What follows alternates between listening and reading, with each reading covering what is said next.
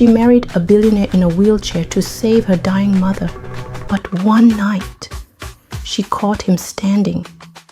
But before that night of betrayal, Zara was just a poor girl in Abeni village, a girl with nothing except a sick mother and a promise to never give up. She didn't marry for love. She married for survival.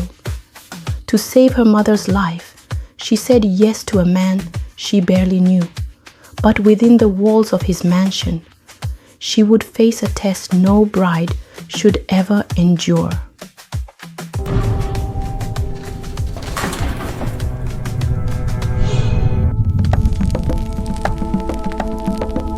The hot sun beat down on the brown roofs of Abeni village. The air was dusty and the roads were quiet except for the distant sound of goats and children playing. In a small, mud-walled house by the edge of the village lived Zara, a young woman with tired eyes but a strong heart. Zara had just returned from the market where she sold cooked yam and pepper sauce. She was only 21, but she looked older. Life had been hard. Her hands were rough from years of washing clothes, cooking, and lifting heavy buckets of water. But what truly made her feel heavy was her mother's sickness. Mama Lami had been sick for months. At first, Zara thought it was just malaria, but the fever came and went. Her legs began to swell. Then her breathing became slow and hard. The village nurse said it was kidney failure and she needed urgent treatment in the city.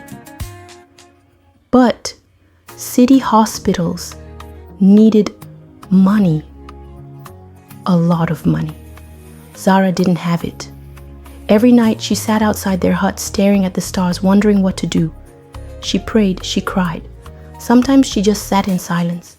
She had no father, no brother, no rich uncle, only her sick mother and her empty pocket. One evening, as she was washing her mother's wrapper at the stream, her friend Amaka rushed up to her, holding a phone. "Zara, you remember my cousin that works in Lagos?" Amaka said, her eyes wide with excitement. Zara nodded slowly. "The one that works for a rich man?" "Yes, that man, Mr. Zik, his boss. They say he's looking for a wife." Zara stopped scrubbing. "So, what's that got to do with me?" Amaka smiled.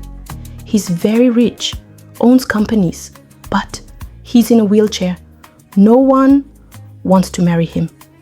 They say he's strange, but he's offering money. A lot of money." Zara frowned. "Why would a rich man pay someone to marry him?" Amaka lowered her voice. "They say his family is troubling him. They want to take over his business. If he doesn't marry soon, he will lose everything. So, he needs a wife to show them he's stable." Zara felt cold water run down her arms. She thought of her mother coughing that morning. She thought of the empty pot in their hut. "How much money?" Zara asked. "Enough to take your mother to the best hospital," Amaka said quickly. "And he will give you a house in the city. He just wants someone who will stay married for 1 year." Zara did not speak for a long time. That night, Mama Lami couldn't sleep. Her breathing was weak and her skin was pale. Zara held her hand and whispered softly, "Mama, I will find a way. I promise you." The next morning, Zara stood at the edge of the road with a small bag. She hugged Amaka and boarded a bus to the city. Her heart beat fast. She had never left Abeni before. She didn't know what waited for her. All she knew was that a man in a wheelchair was waiting. And he had the money to save her mother. But something inside her warned, Not everything is as it seems. The journey to the city felt longer than Zara expected. The bus was hot, crowded, and filled with the smell of fried plantain and sweat. She held her bag close and stared out the window, trying to stop her heart from beating too fast. Every mile took her farther from her mother and closer to a man she had never met. When the bus stopped at Lekki Park, Zara stepped down and blinked against the bright sunlight. Lagos was loud. Cars honking, people shouting, music playing from shops. She had never seen so many people or such tall buildings. She wrapped her scarf tighter and waited. A black car pulled up. A young man in a neat shirt stepped out and smiled. "You must be Zara. I'm Bio, Mr. Zik's driver. Welcome." Zara nodded, her hands shaking a little. "Thank you." Bio helped her into the car, and they drove off. The city flew past like a dream. Shiny malls, glass buildings, and wide roads. Zara had never felt so small. Finally, they entered a quiet area with tall gates and trees. The car stopped in front of a big house with a red roof and wide steps. "This is it," Bio said, opening the door. Zara got out slowly. The gate opened, and an older woman in a wrapper greeted her with a warm smile. "Welcome, my daughter. I'm Mama Keiji, the housekeeper. Come in, come in." Zara followed her inside. The house smelled like fresh flowers and new paint.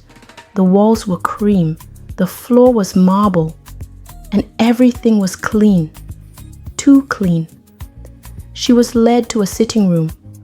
On the wall were pictures of a man in suits, shaking hands with governors and standing beside buildings. In every picture, he was in a wheelchair. Then the door opened. A man rolled in quietly. He wore a white shirt, black trousers, and glasses. His face was handsome but cold like a mask. He didn't smile. "You're Zara?" he asked in a deep voice. "Yes, sir," she said, her voice small.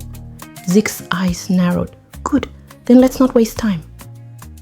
His voice was steady, almost cold. "This is a business arrangement. You will marry me before a lawyer and pastor. You will live here for 1 year. You will not leave without my permission.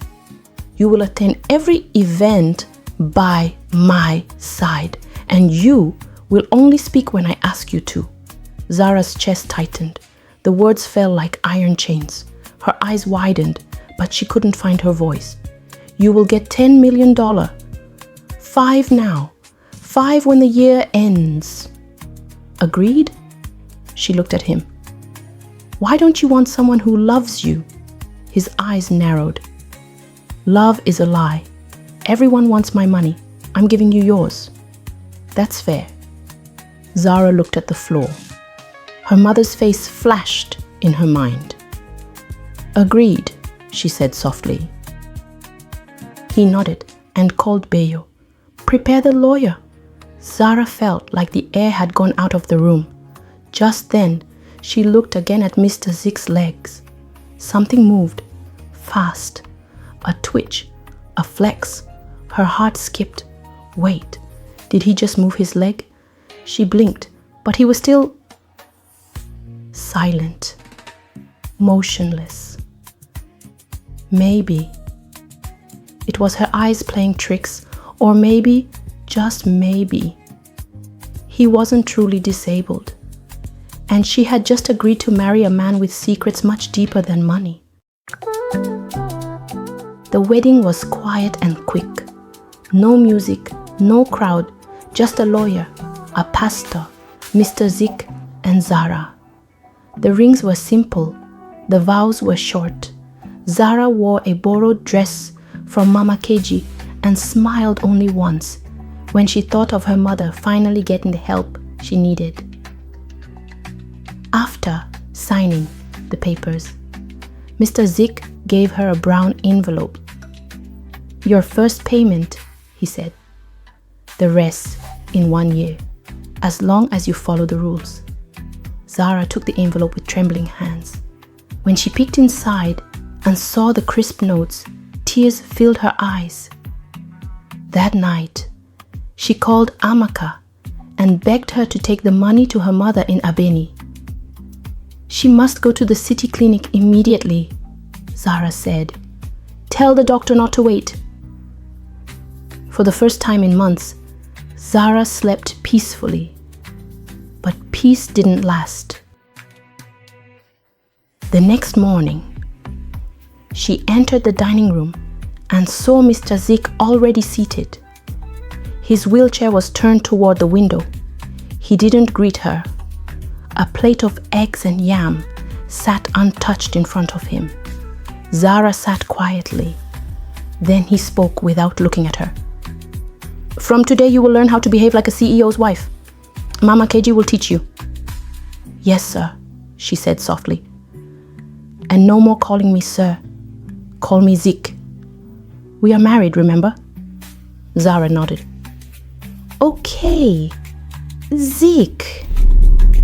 He turned slowly, and for a second, his eyes looked almost kind. Then the cold returned. Days passed.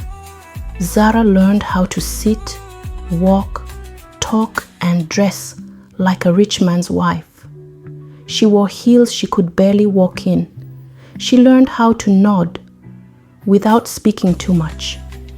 She learned how to smile for pictures. But one night, something strange happened. What happened that night? Watch episode 2 to find out.